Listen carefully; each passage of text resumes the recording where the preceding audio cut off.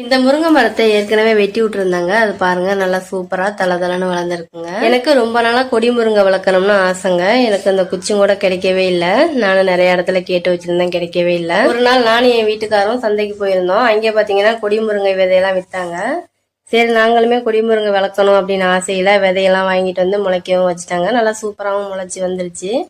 நானும் ஒரு இடத்துல 2 இடத்துல வைக்கலாங்க, நிறைய இடத்துல வச்சு விட்டேன். எந்தெந்த இடம் கேப்பு இருக்கோ எல்லா இடத்துலயுமே வச்சு விட்டேங்க. அதுவுமே வளர்ந்து நல்லா பெருசாயிருச்சுங்க. ஒரு நாள் எங்க வீட்டுக்கு ஒரு அம்மா வந்தாங்க வேலைக்கு.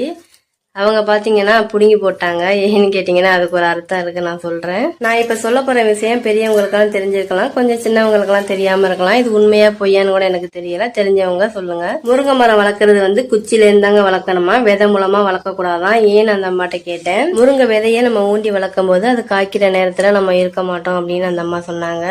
இது வந்து உண்மையே பொய்யோ எனக்கு தெரியலங்க. ஒரு பெரியவங்க சொல்லும் போது நம்ம கேட்கதான் வேணும். இனிமே யாரும் விதை ஊண்டி முருங்கை மரம் வளர்க்காதீங்க. பெரியவங்க சொல்றாங்கன்னா அதுலயுமே ஒரு அர்த்தம் இருக்கும். நாளைக்கு சந்திக்கலாம். பாய்.